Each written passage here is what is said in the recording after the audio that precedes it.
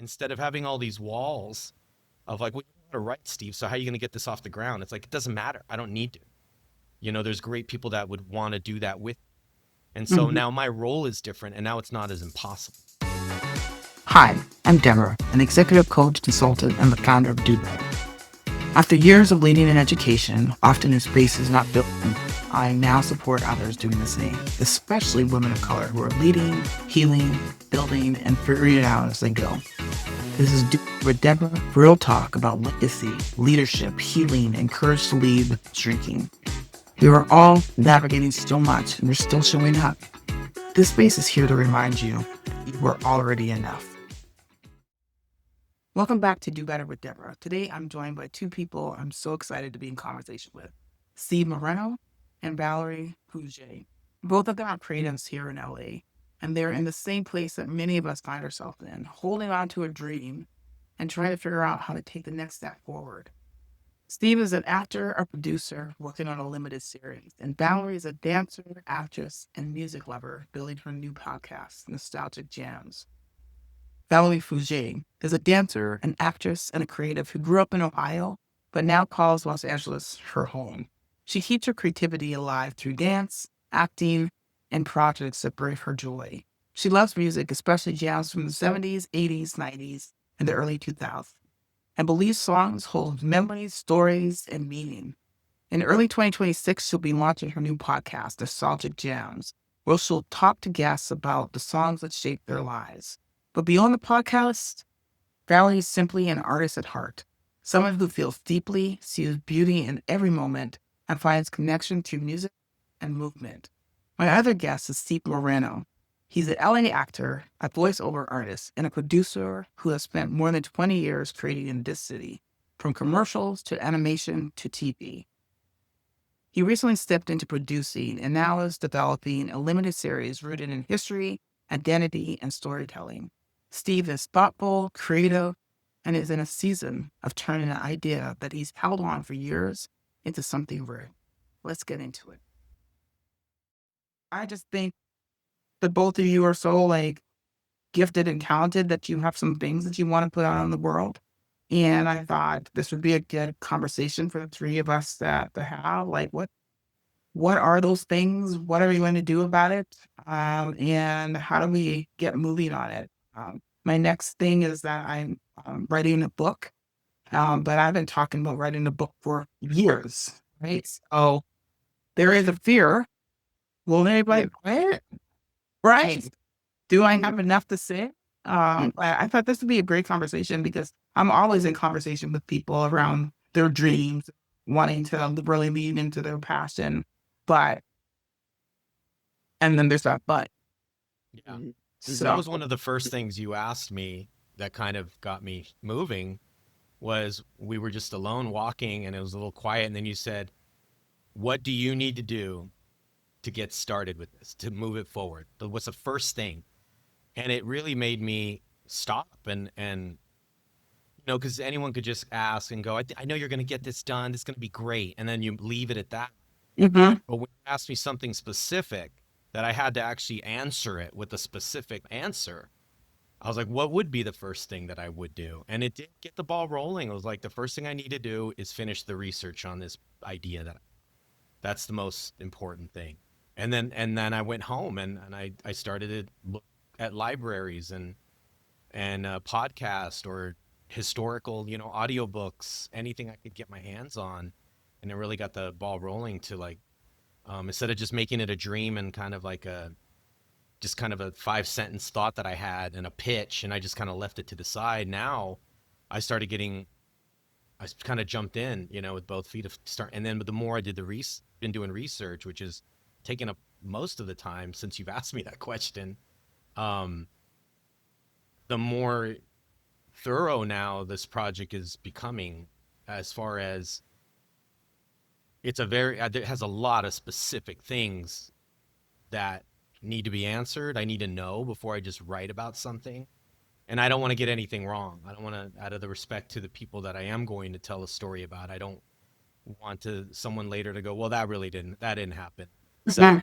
Mhm. but yeah, going back to just once you kind of get cornered into, well, how do you move forward? What's the first Mm, thing? It's just that kind of little push that you need sometime, mm. get started. Great. All right. I love the foundation of what you're working on. We're going to get into in a little bit. How did you get started? Where are you getting blocked? Because oftentimes we have so many ideas Mhm. and maybe too many ideas, and then we can't move down. What are you working on? What's lighting you up right now? Well, like you mentioned, so many ideas, right, that pop into my head. And a lot of it for me is like, where do I go from here? Where does from the creativity into action? A lot of times, I get stuck in my head with the ideas, but with the support of my wife and family and friends, I am moving more towards action and towards something at the moment that brings me passion, that brings me joy. Um, and that's a constant. I can do this with anybody talking about music. Like that is a foundation for me. I grew up, my dad was in radio. So, my parents, listened to music like constantly. I was hearing everything in my mother's womb, like a whole thing. So, I think through this pandemic, what I've seen, I just remember like I love going to concerts, right? So I remember going to the first concert after the pandemic and seeing the connection that music brings with people, right? Just let reminder because it had been so long. And with these examples, and there's a night that I like to go to, and I told Deb about this. She finally came with me. It's called Auntie Jams, right? And it's just listening, enjoying, vibing to the music of our past, right? What we grew up on. I mean, And just the vibe of it, right? It got me inspired to see about, having more conversations about the music that we grew up on, the significant moments that connect to certain songs, and just having these, conversations that I don't think people have a lot with each other. And because it is of huge significance, right? Like we can think of one song and it takes us directly into a moment in time and what we were doing the first time we heard it, things like that. And I just think it's amidst everything that's going on, this is something that can bring people joy, right? To reflect back to a more simple, time and just have those beautiful memories and to talk about it and to listen to, right? Like to actually listen to these, these songs together and seeing how it evokes emotions in people and they're able to tell their stories about it. And so, yeah, I mean, it really just one day I was like, you know what? This may be something. So it's been in my head for for a while. So again, it's, something I'm very passionate about. Like the show ideas that I came up with was instantly, and I ended up having like 70 out of like nowhere. I just, was like, "Oh my gosh, we can talk about this, this, this," and it just like came flowing. So I think that's also a sign of, it being, something that I should definitely Especially put out there. if it doesn't subside, if it like you wake up the next day and it just still there. Like when that idea is the first thing that's always at the Mhm. forefront, it's almost distracting that's when you know that it's a good sign of like this is something that's actually telling me I need to do, and because I can have a lot of little ideas along the way, but when something's just eating at you and eating at you, and you're like, no, this is, so I totally agree. I feel you on that. Yeah, and like you said, like I created like a notepad because things like that would happen. Like an idea would instantly pop into me out of nowhere.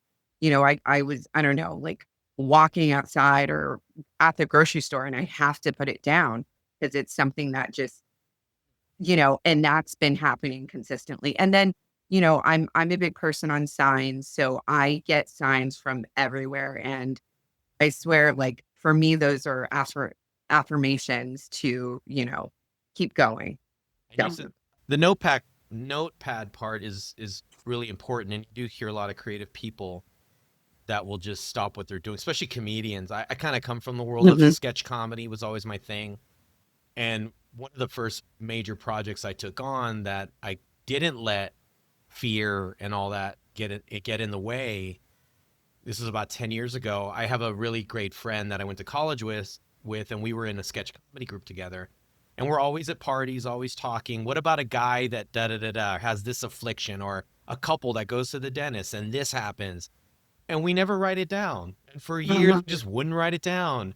And there would be the greatest ideas, and we'd be laughing. I'm like, why don't we ever film this? About 10 years ago, this was probably the biggest lesson as an adult in my 40s with kids at the time to move forward with something. Like, mhm, we were talking about this funny idea, and it was the simplest idea. And he goes, yeah, and we always ended the conversation with, yeah, we should film that. We should totally film that. I just said, well, why don't we? And he mhm. goes, what do you mean? I'm like, let's film it. He goes, I don't know how to film it. I'm like, I don't either, but who do we know that can? And something, I just was like, don't go backward, just go forward. What's there? You have the resources. We live in Hollywood. We have a ton of people that are trying to create things. I'm like, and I said, do you know anybody with a camera? And he's like, yeah, I know this one guy. Go call him. Call him right now. Actually, Mhm. I'm gonna. And he called him. And he's like, yeah, he said he'll do it. Okay, be free Saturday. See you Saturday at this park. We're gonna film it. He goes, what are we doing? I'm like, I don't know. And it's just like Mm. this excitement and fear. But the fact that I was like, when it was all said and done, we had filmed it, and I was like, well, that wasn't that hard. Why have I been? Right. Why do I always go back to that? Why is it something that I go back to, like, oh, well, no, but then we got to get the camera work, we got to do all this. But I'm like, it really isn't. If you have an idea, take a step. It's kind of like it's like when we've all been little or gone camping, or you're about to jump into a lake and you're on top of this. No, That's right. I'm not doing I'm none not, of that. have you ever been to a pool? Yes, Yeah. Okay, I'll with speak for drinks. myself. Okay, that first sip. No, okay. I remember there was a time, in my life I was gonna jump into a lake, and the rock wasn't that high up, but it was just high enough to give you the kind of like fear. And I just stood there probably about a half an hour, and every time I was about to leap off, I would stop myself. Huh? Mhm. You almost go backwards to take a big running jump, and you stop. And you've seen people do this. You're like, wait, I don't want to, I don't want to. And then when you finally do, and you jump in the water, and you're not dead, and it's a little cold, and it's refreshing, and you're actually like, wow, that was kind of exhilarating. Mhm.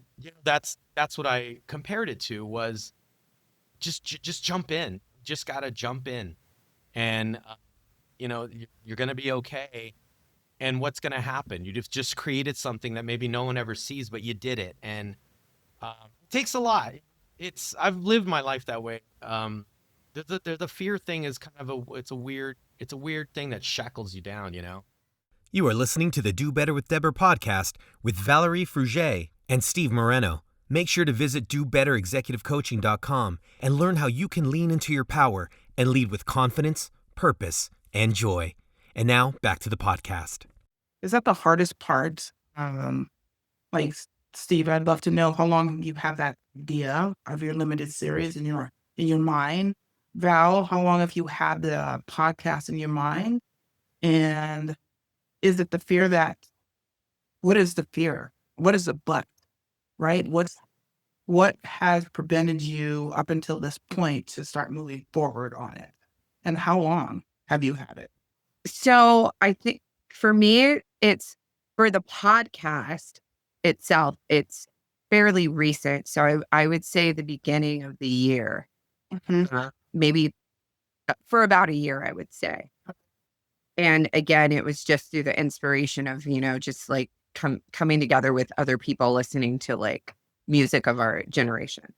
Um, because I had never thought ever about starting a podcast. So that was daunting enough for me. Like, Yep. what? Like, how would I even, and knowing that there is the market for podcasts are so wide and there's so many, right? It was like, oh, well, is my idea like just like someone else's that's already out there? Like that sort of, thought. And then honestly, I thought like, well, why me? Would someone really be interested in tuning in to something like this? Mhm. So it was like a culmination of those things that really like set forth the fear and the really the biggest how. How do I get started? I do Mhm. not know the first thing about this, like the technical aspect, like all how do I start? Mhm. But you bought the microphone, you researched the software, and then you got Yes. And I have done 2 soft, like I interviewed Sharon, my wife, and I interviewed a really good friend of mine while she was visiting. So I have 2 recordings, right? okay. So as a test, Mhm. but to think about launching it for it to go live, like it's like, oh my God. And a lot for me is where if it feels too daunting to me, too much, I freeze. I'm like, okay, well maybe, and then the Mhm. action just like Mhm. stops. So that is a very real thing for me to overcome. Mhm. Mhm. I understand that a lot, a lot. I think that those are all real feelings.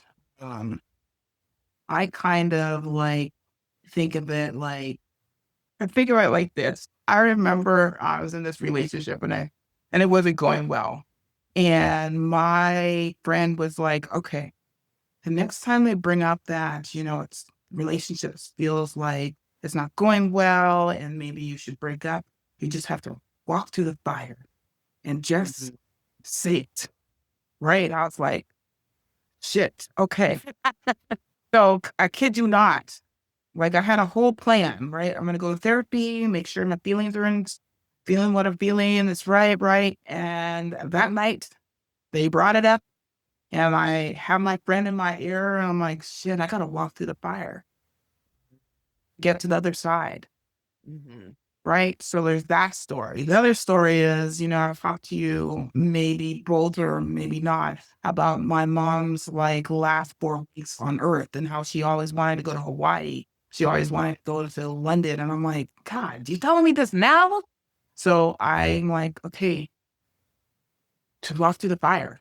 Right. I don't even go back to see how many views I've had or how many people have listen, I will run into people, they're like, "Oh my god, that episode?" I'm like, "Cool." Because my intention is, let me put this out into the universe, and whoever listens to it, listens to it. Whoever it, reaches and touches and has impact, then that's enough. But where I would get paralysis is like, "Oh, I only got 5 people to listen. Okay, well, why am I putting all this out there for?" Right? But my intention is what I just named. Mhm.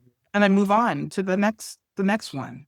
So I walk through the fire and I live in the I always wanted to go to London. I'm going to London. I always wanted to go. I'm going to Hawaii. That's great.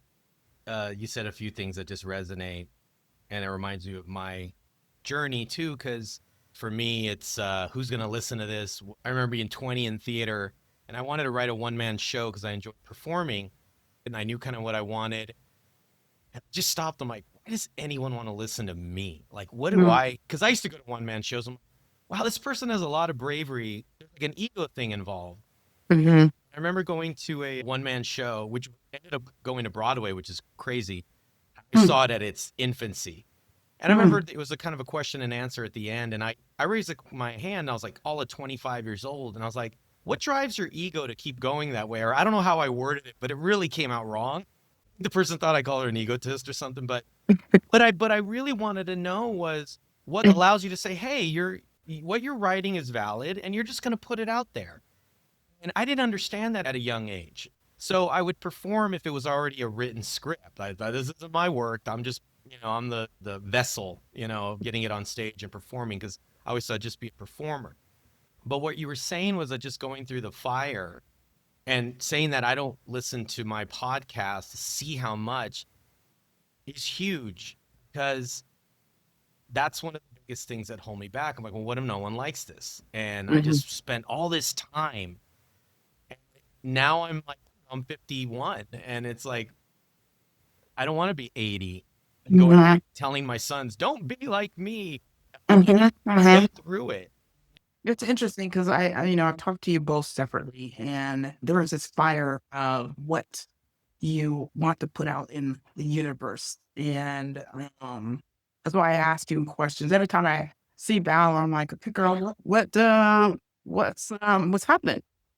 Yep. One year I gave her birthday present a box with a piece of paper and a pen, but she could start writing her script, right? Yep. Because when you talk about it, and now the podcast, you light up. Mhm. So why wouldn't I want to feed that and support that when you light up? Steve, when you're telling me about this project and the storytelling behind it, you light up. Why wouldn't I want to support that and push you to be like, okay, let's go. Let's do this, right? Like when I was in I don't know, middle school, I guess. And probably high school actually. School was always an escape for me. I never tried, right? If I got a C, I was like, cool, right? I'm a C student. I'm good with that, I could relate. right? I get to college. I'm not really trying. I've actually not learned how to be a student. Cool. Oh shit, great. Good at that. I never pushed myself to be anything else, right? To really try. Because if I really tried, I might just still be a C student. Mhm. Turns out, not true. I got academically dismissed, and so I had to crawl myself back into college and really try. Guess what? I can be an A student. Mhm. I can get B's, Mhm. right? I can get a 3.8 in one semester. Mhm. Mhm. Why? I want more, Yeah. Yeah. Yeah. right? So I don't want to watch the other people do it. I don't care if other people have podcasts. I'm like, I got something to say. People always tell me you got stuff to say, and it's really good stuff, right? I'm like, cool. I'm just gonna go out. Cool, do it. When are you writing your book? I don't know. You should write a book. Should I? I'm gonna do it. I'm Yeah. gonna do it, and it's okay to want more. Mhm. Mhm. Yeah. Very true. After the pandemic, or right before the pandemic, I was bartending, and I had had enough with it. I was just like, I can't. This isn't what I'm meant to do for the rest of my Mm, life. I have to mhm, do something different, because the acting jobs weren't coming in as much. Mhm. And a friend of mine called me up from Comedy Central. They were reigniting this old show from early 2000s. And he goes, "Hey, you do audio editing." He's like, "Do you want a job?" And I was like, "Yeah." I was like, "Sure." Um, but I got scared right away. I was like, mhm, "Whoa, whoa. This is like real television. These are like $1 million budgets. This is not, you know, a little side play you're going to do and put it up on YouTube." My wife was very encouraging. "You're going to be fine, Steve." And I knew like the job was small at the time. I'm like, "Cool. I have a normal job. This is great, but I'm being creative because it requires some type of humor to cut." Within, I don't know, probably about a couple of months, we needed to have another department start because we needed to do different types of recording. And I was like, "Well, that's easy enough." And he's like, "Well, why don't you do it?" I'm like, "Really?" He's like, "Head it up." I'm like, "Okay." So I all of a sudden became the head of the, ADR department. And then as I continued, they're like, "Well, now that we're filmed the whole thing, we got to start doing some post-production stuff, but we need something to go out to certain departments." I'm like, "Well, I can do it." They're like, "Okay, you do it." So then I became the associate producer of sound. And mhm. at the second season, I had people working under me. And I was like, whoa, I was surprised. I had to stop and look back. I'm like, wow, this is really not as challenging. It's just more money's involved. But I started, I had to believe in myself of like, yeah, Steve, you've done enough. Like you've been in Mhm. recording booths for 20 years. You know how Mhm. people operate. And actually the bartending part of it, that ended up being great. I've been working with people for so long that I did well in this environment because I was a people person and I knew how to communicate to people and I could multitask, you know, as much as anyone else. And Mm. it was a great feeling. And that to celebrate was like, I went from just having a small job to being like within a year, you know, being the head of a department of sorts. And that kind of goes into what my project now was. One of the things that have kept me back was I'm not a writer. I don't write long form. I've never been a script writer. I've always been ideas and people write it. I take your idea and I could perform it, but I've never been the guy that puts the pen to paper. I appreciate great Mm. writing and I just know I'm not that. But what I do know is I kind of leapt over that and decided, well, Steve, what about producing? Change Mm. your title that you're already saying you can't do. Put yourself in a different role. Put these ideas and at the very least organize them in a way that I could tell someone else to help me with and go, how do we, this is what I have. This is my project. I know the beginning, the middle, the end. And I could already see it on the screen. And I want to I can do that. I can call people. I can say, I have resources. And so all of a sudden, this idea became wide open. Instead of having all these walls of like, well, you want to write, Steve. So how are you going to get this off the ground? It's like, it doesn't matter. I don't need to. You know, there's great people that would want to do that with. And so Mhm. now my role is different and now it's not as impossible. Mm. So, Val, I think it's so interesting. You are like a music, like, I don't even know the word is. You know all the things about music.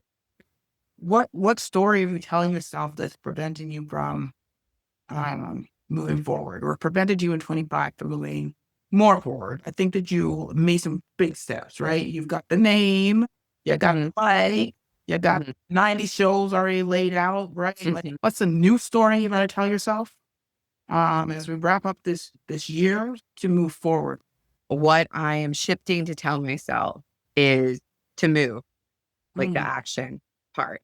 Uh, it like so I'm telling myself I need to get some episodes down by the end of the year is my goal. Well, two, how many? Because you already have two, Two. right? So you got the producer over here, so you have Yeah, two.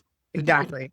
see, Exactly. Deborah's not, Yeah. she's making it happen already. She's made no, which is amazing, right? Because honestly, that was the hardest challenge to get through. It was the technical aspect. And I think another big issue for me is the comparison factor, right?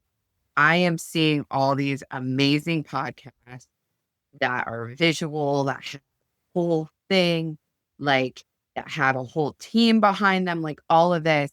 And I'm thinking, how am I going to do this? I don't have a space, like, just all of those things. And then the technical aspect, like, of yes, I've messed around with the editing tools, but do I feel confident enough within myself to actually edit something and put it out there? I don't know.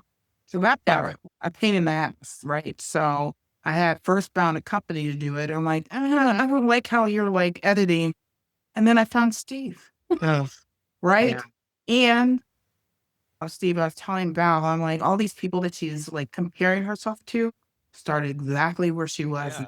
right? Yeah. I have no sponsors. I Yeah. don't have a ton of money, but I gotta start somewhere and find it Yeah. now. It will feel and sound different, I'm sure. No, you're absolutely right. So it's rewiring my brain to be like, you just have to make the step. It will grow. You will learn more. You Mm-hmm. know, you Mm-hmm. just have to start and it will grow. You will feel more comfortable. What I do know is that I feel like once I start and I feel comfortable, I feel like then for me, it's like, let's go. So I know once I get to that certain point where I'm like, oh no, it's really happening, then I feel like for me, the momentum of really getting the ball rolling to like a hole that will start. I Mm-hmm. do feel that. within myself. But it's the initial starting that for me is just like, Okay. What role does perfection play for the both of you? Right, Steve, I know that you're like off and running now, but there was a moment where you weren't off and running, right? So was perfectionism, did that play a piece in getting started? No, I've never been a perfectionist. I have a lot of friends that are that kind of type A, has to be perfect. And I know the value in things of being perfect, especially when, there's a deadline and you have to make this project perfectly. But with the creative process, I'm more about communication and collaboration. So if you have a perfectionist, sometimes I think that adds a pressure of, uh, well, there's a right answer to this or a wrong answer. I like getting to a right answer that everyone's happy with, or, or a collaboration to where my idea is seen. I shoot for fulfillment of the Mm, creative process. Like, was I fulfilled? Probably I'm gonna look back at this podcast and go, oh, why did I say that? Why did I could have did it differently? That's not what we're living in right now, is it? No, it's like we're having to hear what I have to say at this moment, like this. No, mm, I'm a little more forgiving when it comes mm, in the creative process. I think it's about your own fulfillment, the creative fulfillment of like, and how you feel afterwards. mm. Like when you're done with your podcast and you talked about Stevie Wonder and As being the greatest song of all time, maybe argue. it's up there. It's That up there. conversation can go a million different directions, and you can't steer it. You can't, you got to let it, if it's that specific of a question, then you let it go. And I think there's a perfection in like just that beautiful, creative, collaborative sharing of minds and opinions. And as long as they're open and, you know, full of like with love behind it, perfection Mhm. just gets in the way. I love that. You are listening to the Do Better with Debra podcast with Dr. Debra Y. Griffith and her very special guests, actress, dancer, and podcaster Valerie Frugé, and voice actor and TV and podcast producer Steve Moreno. You can visit Valerie and Steve on Instagram and make sure you tune in to Valerie's Nostalgic Jams podcast, launching in early 2026. And now, back to the episode. I think that I remember a consultant telling me, there's so many consultants out there doing a diversity work. And it's part of what I do, but not completely. And I remember him saying there's enough work for all of us. Mm. There's enough room for all of us to put out things in the universe to share with others. It's our voice, it's our perspective. It's different. I get the perfectionism piece, right? I'm gonna get the right microphone. I have to sound a certain way. I am messy. I am not perfect. Sometimes I have problems like coming up with the right words, but it is okay. Yeah. It is okay. What promise do you want to make to yourself today as you continue to move forward with these offerings to the universe? Yeah, I think I need to dive back in and just really start to find how all the characters are gonna intertwine and what their each arc is gonna be, and how Mm, at the end they're all gonna meet into this nice, peaceful resolution or not mhm, peaceful, whatever it is. But I think that's something I need to. I've done so much research. That's the troubling thing with the more research I'm doing, the more storylines there are. Like, oh my gosh, I didn't know this paralegal did this one day, and I didn't mm, know that this judge said this, and so now I got to dive into what was said, and and it can be overwhelming because then I'm like, what is this, a 10-part series? Like, so I think if I just start to nail it down of what I want and how I want it to just get a better picture. yeah, yeah. How Yeah. about I think rephrasing the question, why me to why not me? mm, And as we had stated, like, I have this idea for a reason. I have this for a reason. It also is very significant for me because I feel like it's a continuation of like my father, right? Even though it's not radio directly, it's adjacent. It's the next, thing. And I feel like I feel like that's something that for me, I would like to continue his legacy in a sense. So why not me and the actual into action, Mhm. stepping forward? I have the basis of the content. I have so many of the show concepts and ideas. I have all of that down. What is next is action for me. I love that. I think that Steve, you had said you're telling the story about your friend, and you said, "Oh, we should record this," and then your next step was like, "Okay, who has a camera, right?" And then you guys moved into it. So much of what we want to do gets stuck if we live it in isolation, right? We do need our support system, right? Not just our spouses, but like who out there can support us. See, when I met you, I'm like, okay, you asked me all these questions, and I'm like, okay, I'm just going to tell him the truth. I need your help, right? You share the story about like, okay, I'm going to give her some feedback. I've listened to some of her old episodes. How's she going to take this? But I'm ready Jesse. for that, right? Like, and I trust you enough Yeah. vulnerable to say, I can't just do this by myself because I can speak, I can have the guests, but I don't know how to really do a podcast well. I don't know how to edit it well. Give me your notes, Yeah. because Yeah. what you're offering me is like love. Yeah. Mhm. I'm going to take care of you, Deb. And when I give you feedback, I'm giving it with my love, because I want you to win. I want you to be able to do this well. So I think that we all need that support system so we can be vulnerable to get our things off the ground. I think what's really important if you're offering the help, and I feel it's like symbiotic between you and me right now. You are trying to help me get my project in whatever way off the ground moving forward, but you're not putting your opinions of like what it should be. You're just helping me go, how do you move forward? One of the wonderful things is that, and why I love the word collaboration is that when I wanted to talk to you about what do you see in your project? What do you see? How do you want it to look? How do you want it to feel? These are things that I can recommend, but I want it to be where you're happy with the output. I'm not trying to change your podcast. I'm not trying to tell you to talk about different things. I'm like, no, you're already doing all that, but how do we make it better? How do you continue to get inspired? I'm just there as a help. You fall back and I'll catch you. And if you don't like something I'm doing, that's okay, because this is your project, and I'm going to respect that absolutely 100%, but I'm going to support you all the way. And I think that's important too, because I think sometimes, and I'll share this personally, but I need a writer, someone that has the same sensibilities to this project. And one of my biggest fears is I don't want a writer to come in and who's as passionate, because if you want to write about this type of topic, someone might come in with their own opinions about it.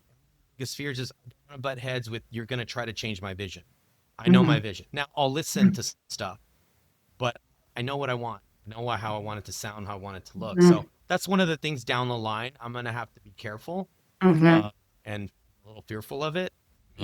Finding someone that this is the guy, this is the girl, this is the You person. will. I found you. You'll find you. Yeah. That's why. Yeah, That's why I wanted the two of you to meet. Yeah, no, and this is perfect because, like you said, like I also had that was the other daunting thing for me. Is I felt like I was on an island. I felt like even though I had, I have my wife and friends as a support from a, standpoint of somebody who's doing this, who knows the industry. I felt like I don't know anybody, or I don't have that sense of community from this sort of standpoint. So that's why it had been so daunting for me, because I'm like, I don't even know anybody. I'm not even like having, conversations about, with somebody who's doing it or who's in the industry that knows. And I was desperately wanting it. Like I was looking for meetup groups, like workshops. Like I had been, because I said, I feel like I need collaborative. I'm a big collaborator. Like I love that. I feel like I thrive off of that. And And for me to, feel like I'm just doing this on my own is also something for me that's like very much so sends me into analysis. What is, we're coming to the end of the year quickly. What is one hope that you have for yourself for 2026 as related to this project? For me, my book, that by April, I will have a full draft of the book done. Nice. Yeah, for me, I don't know, within 3 to 6 months, have a fully fleshed out something I can present to somebody, and they have questions, I can answer every single one of them, and have it fully fleshed out to know a perfect vision of how this is going to go down within the 6 months. That's amazing. For me, I would like to get at least 5 episodes under my belt. I would say about by March till launch, because I need the first quarter of the year, it needs to be released. So, Okay. March 1 or March what exactly? March 1. Because, are you like, is it an episode per week, or like, why are we waiting till March? We already have 2 and we have a producer. I was like, What is it? For me, okay, so full trip, the 2 is questionable for me. Oh, But again, that's where the perfection mindset comes in, right? Because I'm like, I'm thinking there's no way that this can see the light of day. It was just like, perhaps just let the producer listen. And I know. Yeah, touche. Me? But no, touche. So if yeah, okay. So because instead of March 1st, February, okay, my birthday month. yes, Black History Month. Yeah. Okay. Yeah. That's significant. Yeah. Right. Yeah. That's fantastic. That's also the month that Whitney died, so maybe you can do Kick it off that way. just saying. Not a bad idea. Okay. You guys have been delightful. Thank you for being my guests. I wish you both nothing but success, and I will continue to root for you, support you, and I just want you to win. And it's okay to have it all. Mm-hmm. It's wonderful having you on our side. Yes. I told absolutely. you for Thanksgiving, you were probably the single I'm most grateful gotten to know you this year. You have definitely put my life in a different trajectory. Mm-hmm. So I thank you for having us. And it's been amazing. Fun time. I never thought of it as a creative, so it's good to have a family of creatives. Thank you both again. Thank you, Debra. Thank you. What I love about this conversation is how honest it is.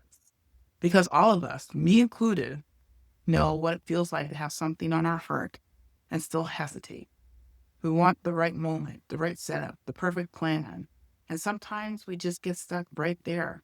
So today we're talking about the space between idea and action, the dreaming, the doubt, the fire, and the moment you finally decide to move forward.